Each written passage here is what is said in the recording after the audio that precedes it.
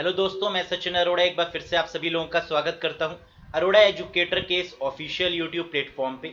I hope you all are doing great. आप सब बहुत बढ़िया होंगे। आज के इस सेशन में हम लोग बात करने वाले हैं IBPS RRB PO mains exam analysis को लेकर। 25 ऑफ सितंबर को जो आपका एग्जाम हुआ, यहाँ पर कंप्यूटर के क्वेश्चंस का लेवल कैसा रहा, कैसे क्वेश्चन पूछे गए एग्जाम में, इसको लेकर आज हम डिस्कशन करेंगे। साथ ही साथ आप यहाँ पर अपना एक्सपीरियंस जरूर शेयर करिएगा कमेंट बॉक्स में कि आपको क्वेश्चन का लेवल कैसा लगा, हमारे पढ़ाए हुए कितने क्वेश्चंस आपको लगे एग्जाम में आए हैं। क्योंकि आप लोग के बहुत सारे कॉल्स और मैसेजेस हमारे पास में रिसीव हुए, जहां पर आपने बताया कि around 37 to 38 questions as it is exam में मिले हैं। तो बिल्कुल एक बार आप कमेंट बॉक्स में कमेंट करके बताइएगा कि आपका पर्सनल एक्सपीरियंस कंप्यूटर को लेकर कैसा रहा। जहां पर computer moderate to tough level का माना जा रहा था, वहां पर कैंडिडेट्स ने बहुत अच्छे से परफॉर्म किया और आप भी अपने एक्सपीरियंस को जरूर शेयर करिएगा।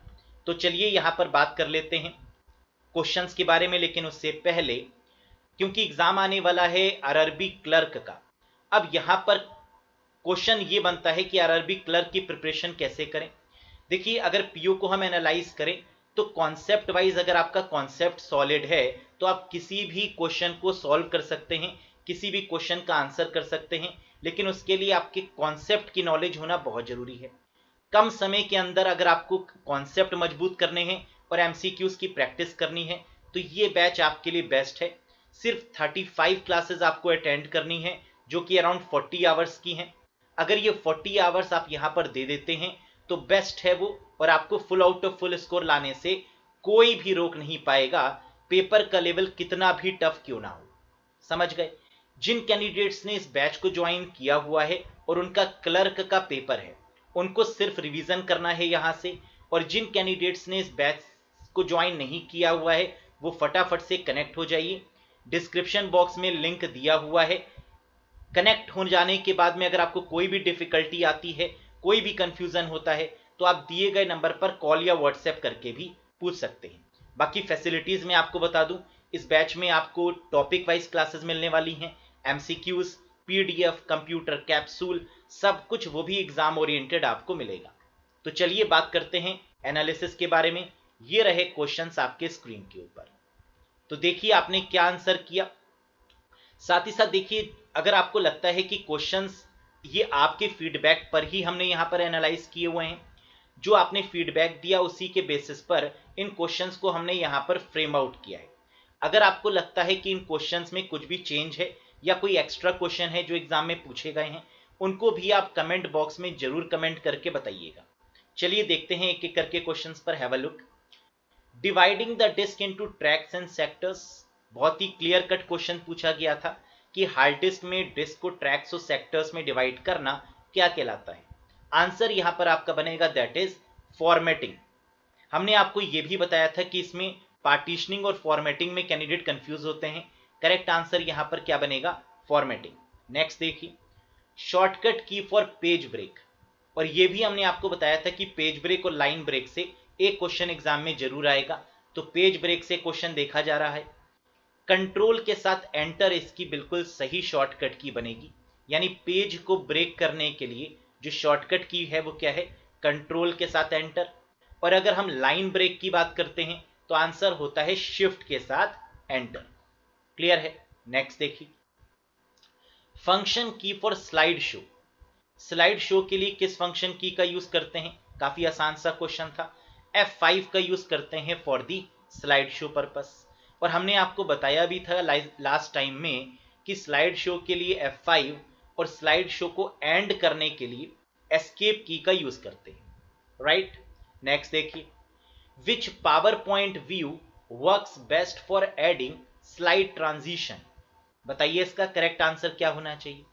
Which power point view works best for adding slide transition. तो स्लाइड ट्रांजिशन के लिए बेस्ट पावर पॉइंट व्यू कौन सा होगा? स्लाइड सॉर्टर व्यू होगा।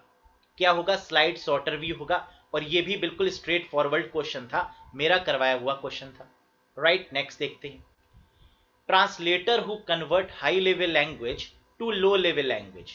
इस क्वेश्चन में थोड़ा सा ट्विस्ट इन्होंने किया था, क्योंकि आप जानते हैं कि हाई लेवल से लो लेवल लैंग्वेज में कन्वर्ट करने के लिए कंपाइलर और इंटरप्रेटर का यूज होता है। यस, लेकिन ऑप्शन में ना तो कंपाइलर गिवन था ना interpreter as per your feedback. तो वहां पर जो सही आंसर बनेगा वो बनेगा आपका कंप्यूटर का ट्रांसलेटर, जिसे हम लैंग्वेज ट्रांसलेटर बोलते हैं। तो आंसर क्या होगा यहां पर? Translator is the correct answer. Language translator is the correct answer. तो अगर हम बात करें कंपाइलर, इंटरप्रेटर और असेंबलर, ये सब आपके क्या हैं? लैंग्वेज ट्रांसलेटर हैं, जो एक लैंग्वेज को दूसरी लैंग्वेज में कन्वर्ट करते हैं। नेक्स्ट देख लेते हैं। Which function is use to calculate reminder in MS Excel? MS Excel में रिमाइंडर कैलकुलेट करने के लिए किस फंक्शन का यूज करते हैं? तो ये भी हमने आपको बताया था कि मॉड फंक्शन का यूज करते हैं फॉर द रिमाइंडर पर्पस। तो आंसर क्या होगा? मॉड, जिसे मॉड्यूलस बोला जाता है। Next question.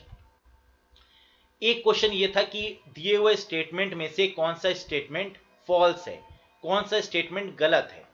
तो ये आपको चूज करना था, जहां पर आपका आंसर ये बन रहा था कि magnetic disk is cheaper than magnetic tape. ये बात बिल्कुल गलत है, क्योंकि मैग्नेटिक डिस्क के केस में हार्ड डिस्क आ जाती है, फ्लॉपी डिस्क आती है, और ये बिल्कुल भी चीपर नहीं है, ये तो कॉस्टली डिवाइसेस हैं, राइट। तो ये आपका स्टेटमेंट बिल्कुल गलत हो गया कि magnetic disk is cheaper than magnetic tape, जबकि मैग्नेटिक टेप ज्यादा सस्ता है in comparison to the magnetic disk. समझ में आ रही है बात? तो आपका आंसर ये क्या था? फॉल्स था। नेक्स्ट देखिए। It is a software program design to record every key stroke on the machine on which it runs. हमने आपको बताया था कि की स्ट्रोक के लिए एक स्पाईवेयर का यूज करते हैं, और वो स्पाईवेयर है आपका की लॉगर। तो ये भी बिल्कुल स्ट्रेट फॉरवर्ड क्वेश्चन आया था कि एक सॉफ्टवेयर प्रोग्राम जो इस तरीके से डिजाइन किया जाता है कि वो आपकी की स्ट्रोक को रिकॉर्ड करे, और इसे हम लोग क्या कहते हैं? की लॉगर। और ये की लॉगर क्या है? That is a type of a spyware. ये एक स्पाईवेयर का टाइप है। नेक्स्ट क्वेश्चन देखते हैं। Control and alt are called. इस क्वेश्चन में भी थोड़ा सा ट्विस्ट इन्होंने किया हुआ था, क्योंकि आप जानते होंगे कि कंट्रोल, ऑल्ट और शिफ्ट ये किस तरीके की कीज होती हैं। तो हर कोई जानता है कि ये मॉडिफायर कीज होती हैं। कैसी कीज होती हैं? मॉडिफायर कीज, क्योंकि ये अकेले काम नहीं करती और किसी दूसरे के साथ में मिलकर काम करती हैं, तो अपने आप को मॉडिफाई कर लेती हैं। तो इसलिए हम इनको क्या बोलते हैं? मॉडिफायर। लेकिन ऑप्शन में मॉडिफायर कीज गिवन ही नहीं था। अब इस केस में इसका सही आंसर था कंट्रोल कीज, क्योंकि मॉडिफायर कीज को कंट्रोल कीज भी बोला जाता है। तो CTRL and alt are called as control key is the valid answer. Clear है? समझ में आई बात? नेक्स्ट देखिए। Part of system use to process या लोड प्रोग्राम। कह रहा है सिस्टम का ऐसा कौन सा प्रोसेस था जो इस्तेमाल किया जाता है प्रोग्राम्स को लोड करने के लिए या प्रोसेस करने के लिए। तो वो पार्ट सॉफ्टवेयर का कहलाता है लोडर, जो बेसिकली प्रोग्राम्स को क्या करता है? प्रोसेस करता है या लोड करता है। तो दैट इज कॉल्ड लोडर। जैसे आपने सुना होगा कि कंप्यूटर में जब कोई सॉफ्टवेयर बनता है तो उसे लिंक किया जाता है with the help of linker, और फिर उसे लोड किया जाता है with the help of loader. तो आंसर यहां पर क्या था? लोडर था। नेक्स्ट क्वेश्चन देखते हैं। Total time required to execute any information. कुल समय जो लगता है किसी भी प्रोसेस, किसी भी इंफॉर्मेशन को एग्जीक्यूट करवाने के लिए, उसे हम क्या बोलते हैं? तो आंसर बहुत ही क्लियर था। जैसे आप किसी भी फाइल पर डबल क्लिक करते हैं तो वो एक्सेस हो जाती है, यानी उसको आप रिट्रीव कर पाते हैं, उसे आप ओपन कर पाते हैं। तो इसे हम क्या बोलते हैं? This is called access time, right. Next question. This type of compact disk can be written only once and can not be erased. कह रहा है इस तरीके की सीडी एक ऐसी कॉम्पैक्ट डिस्क है, एक ऐसी सीडी है जिसमें एक बार लिखा जा सकता है और उसे इरेज नहीं किया जा सकता। तो ऐसी सीडी को हम क्या बोलते हैं, ये आपको बताना था। तो ऑप्शन में कई सारे सीडी के टाइप्स गिवन थे, जबकि सही आंसर इसका क्या होगा? CDR होगा, सीडी रिकॉर्डेबल होगा। तो ये क्या करती है? एक बार इसमें लिखा जाता है कंटेंट, और फिर आप उसको चेंज नहीं कर सकते, इरेज नहीं कर सकते।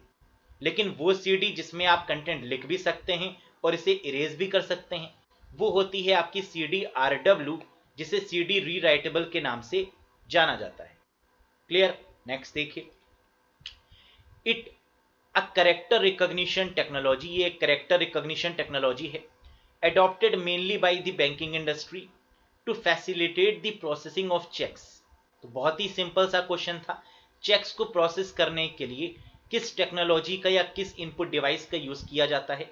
तो आंसर इस केस में था MICR, magnetic ink character recognition, ना बहुत ही सिंपल है। तो MICR का यूज करके हम किसी भी चेक को स्कैन या रीड कर सकते हैं, that is MICR, magnetic ink character recognition is the correct answer. Next, protocol used for sending the mail. मैंने आपको बताया था कि वो प्रोटोकॉल जिसकी मदद से आप मेल को सेंड करते हैं वो है SMTP। तो आंसर इस केस में क्या होगा, SMTP, simple mail transfer protocol. कई बार हमने ये क्वेश्चन करवाया है, और साथ ही साथ हमने आपको ये भी बताया था कि वो प्रोटोकॉल जो मेल को रिसीव करने के लिए यूज की जाती है वो है आपकी POP3, post office protocol version 3। Next question, BIOS stored at, BIOS यानी बेसिक इनपुट आउटपुट सिस्टम, ये कहां पर स्टोर होता है, किसके अंदर ये बायोस होता है। तो बिल्कुल क्लियर आंसर है इसका कि बायोस स्टोर होता है रोम के अंदर। तो आंसर होगा बायोस स्टोर्ड एट रोम। इसके 3 आंसर आपके बन सकते थे, बताइएगा कि ऑप्शन में आपको क्या मिला। रोम भी सही है, फ्लैश मेमोरी अगर दिया होता तो वो भी सही होता, सीमॉस चिप अगर होगा तो ये भी आपका सही होगा, क्योंकि आप जानते हैं सीमॉस क्या होता है, एक सेल होता है, एक बैटरी होती है, और कभी भी अगर उस बैटरी को निकालेंगे तो आपको बायोस की सेटिंग को फिर से करना होगा। तो हैंस प्रूफ्ड कि बायोस जो है वो स्टोर कहां पर होता है, सीमॉस चिप बोल सकते हैं, फ्लैश मेमोरी बोल सकते हैं, और रोम बोल सकते हैं। तो इन तीनों में से कोई भी ऑप्शन आपको वहां पर दिखा हो तो that considered as the correct answer. Clear है। नेक्स्ट देखिए, MAC address is media access control address. हमने आपको बताया था कि आईपी एड्रेस और मैक एड्रेस से जरूर क्वेश्चन देखने को मिलेंगे, और ऐसा ही हुआ। आईपी एड्रेस से भी क्वेश्चन आया और मैक एड्रेस से भी क्वेश्चन आया। तो मैक एड्रेस कैसा है, हमने आपको 2 बड़े फीचर्स बताए थे कि मैक एड्रेस 48 बिट का होता है, नंबर 1, और इसे physical address of the computer कहते हैं। तो ये भी आपको ऑप्शन में चूज करना था कि कौन से ऑप्शन करेक्ट है। तो इसमें फिजिकल एड्रेस और 48 बिट, ये वाला जो आपका ऑप्शन था that is the correct one. Next देखिए, क्लाउड कंप्यूटिंग, काफी आसान सा क्वेश्चन था कि स्टोरेज के फॉर्म में पूछा जा रहा था, और आंसर था क्लाउड कंप्यूटिंग, यानी ऑनलाइन स्टोरेज की बात हो रही थी, और आंसर क्या था, क्लाउड कंप्यूटिंग। तो कुछ इस तरीके से क्वेश्चन को फ्रेम आउट किया गया था कि cloud computing is used for which purpose, तो for the permanent storage purpose. तो क्लाउड कंप्यूटिंग को लेकर भी एक क्वेश्चन देखा गया। Next question, among these which is not programming language, कुछ प्रोग्रामिंग लैंग्वेजेस के नाम गिवन थे, और इसमें से पूछा गया था कि कौन सी प्रोग्रामिंग लैंग्वेज नहीं है। तो आप जानते हैं कि BASIC, Fortran, COBOL, Java, C plus plus, C sharp, PHP, ये सब आपकी प्रोग्रामिंग लैंग्वेज है। लेकिन वहां पर कोई एक ऐसा टर्म गिवन था जो प्रोग्रामिंग लैंग्वेज में काउंट नहीं होता, तो that will considered is not the programming language. ठीक है, वो ऑप्शन में क्या था ये अभी तक पता नहीं चल पाया है, तो अगर आपको याद हो तो जरूर कमेंट करके बताइएगा। नेक्स्ट देखते हैं, what malware is associated with bitcoin. Bitcoin से रिलेटेड एक मैलवेयर है जो बिट माइनिंग करने का काम करता है, मैलवेयर के तरीके से काम करता है, इसका नाम क्या है। तो बहुत ही कॉमन है, बहुत ही फेमस है, that is called as crypto jacking. इस टेक्निक को हम क्या बोलते हैं, क्रिप्टो जैकिंग बोलते हैं, जहां पर बिटकॉइंस माइनिंग के टाइम पर मैलवेयर इन्फेक्ट किया जाता है, that is called crypto jacking. Clear है। नेक्स्ट देखिए, अब इसके अलावा जो क्वेश्चन पूछे गए और जिनका एग्जैक्ट हमें नहीं पता चल पाया वो है OSI मॉडल। OSI मॉडल में लेयर से क्वेश्चन पूछे गए, लेकिन वो लेयर से क्वेश्चन क्या था, वो क्वेश्चन एज इट इज किसी को याद नहीं आ रहा है, बाकी आप कमेंट करके बताइएगा। तो OSI मॉडल यानी ओपन सिस्टम इंटरकनेक्शन मॉडल, जो कि बहुत इंपॉर्टेंट है, 7 लेयर्स में से क्वेश्चन आता ही आता है, और क्लर्क लेवल पर भी ये काफी इंपॉर्टेंट रोल प्ले करने वाला है। FTP फाइल ट्रांसफर प्रोटोकॉल से क्या क्वेश्चन था ये भी आप बताइएगा। वैसे फाइल ट्रांसफर प्रोटोकॉल का यूज हम लोग क्यों करते हैं, आप जानते होंगे कि किसी भी फाइल को जब हम अपलोड करते हैं या डाउनलोड करते हैं या ट्रांसफर करते हैं, इस केस में हम FTP प्रोटोकॉल का यूज करते हैं। बाकी क्वेश्चन की लैंग्वेज एग्जैक्ट क्या थी ये आप बताइएगा। आईपी एड्रेस से एक क्वेश्चन देखा गया जहां पर आईपी एड्रेस की एक क्लास गिवन थी और आपसे पूछा गया था कि ये किस क्लास का है। आईपी एड्रेस जो गिवन था वो अराउंड कुछ ऐसा ही था, 26 पॉइंट समथिंग, लेकिन स्टार्टिंग जो थी वो 26 से थी, ये डैम श्योर है। और पहले ही ऑक्टेट के बेसिस पर आप बता सकते हैं कि वो आईपी एड्रेस किस क्लास को बिलोंग करता है। तो 26 गिवन है और आप जानते हैं कि 0 से लेकर 126 तक अगर हम बात करें तो ये क्लास ए को ही रिप्रेजेंट करता है। तो नो डाउट कि इस क्वेश्चन का करेक्ट आंसर क्या था, क्लास ए था। क्लियर है। नेक्स्ट देखिए, स्टेगनोग्राफी भी हमने आपको पढ़ाया था क्योंकि ये प्रीवियस ईयर के क्वेश्चन पेपर में पूछा गया था। तो इस बार फिर से स्टेगनोग्राफी से क्वेश्चन रिपीट हुआ है एग्जाम में। स्टेगनोग्राफी क्या होता है, हमने आपको बताया था कि इमेज के अंदर डेटा को छुपा के रखा जाता है और इसी प्रोसेस को स्टेगनोग्राफी बोला जाता है।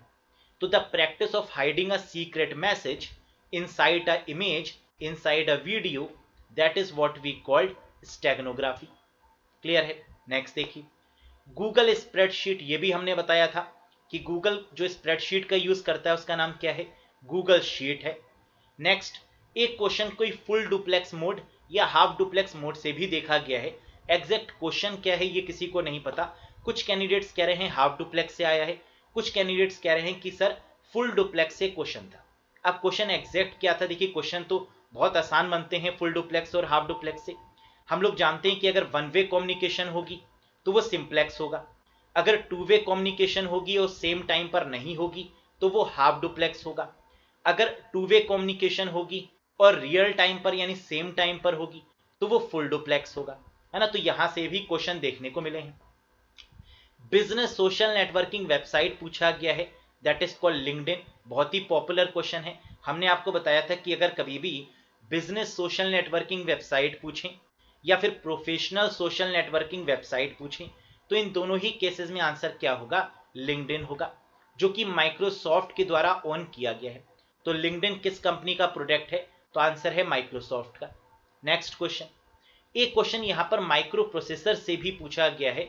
अब वो एग्जैक्ट क्वेश्चन क्या था ये भी हमें फीडबैक में नहीं मिला, लेकिन हाँ ये था कि माइक्रो प्रोसेसर से क्वेश्चन पूछा गया है। देखिए काफी प्रेशर होता है कैंडिडेट्स जब वहां पर आंसर करते हैं तो, क्योंकि क्वेश्चन रीड करना है फिर आंसर करना है वो भी कम समय में। तो जरूरी नहीं कि हर एक कैंडिडेट को हर क्वेश्चन याद रहे, फिर भी मैक्सिमम कैंडिडेट्स ने जो क्वेश्चन में हेल्प आउट की है ना, इसके लिए थैंक यू वेरी मच। और बाकी आप अपने फीडबैक जरूर शेयर करते रहिए। नेक्स्ट क्वेश्चन देखते हैं। तो ये गाइस क्वेश्चन थे, है ना, जो एग्जाम में पूछे गए थे। तो अराउंड 27 क्वेश्चन हमको मिल पाए। बाकी रेस्ट जो 40 क्वेश्चन टोटल आपके पूछे गए और रेस्ट जो बचे हुए क्वेश्चन हैं वो आप हमें कमेंट बॉक्स में कमेंट करके बताइएगा। तो आप लोग सब मिलकर अगर कमेंट करेंगे तो जरूर हम इन 40 क्वेश्चंस के टारगेट को कंप्लीट कर पाएंगे। और बहुत जल्द जो बाकी रिमेनिंग क्वेश्चंस हैं उनके साथ भी हम एक वीडियो जरूर बनाएंगे कि वो क्वेश्चंस कौन कौन से थे जो हमने इस वीडियो में कवर नहीं किए लेकिन एग्जाम में पूछे गए।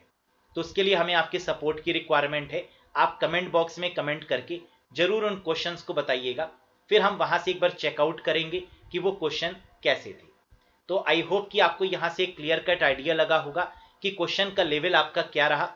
इसी बेसिस पर आपको अपने आरआरबी क्लर्क की प्रिपरेशन भी करनी है, क्योंकि क्वेश्चन का लेवल अप्रोक्सीमेट ऐसा ही रहता है, बस वहां पर थोड़े से डायरेक्ट क्वेश्चंस और भी ज्यादा बन जाते हैं।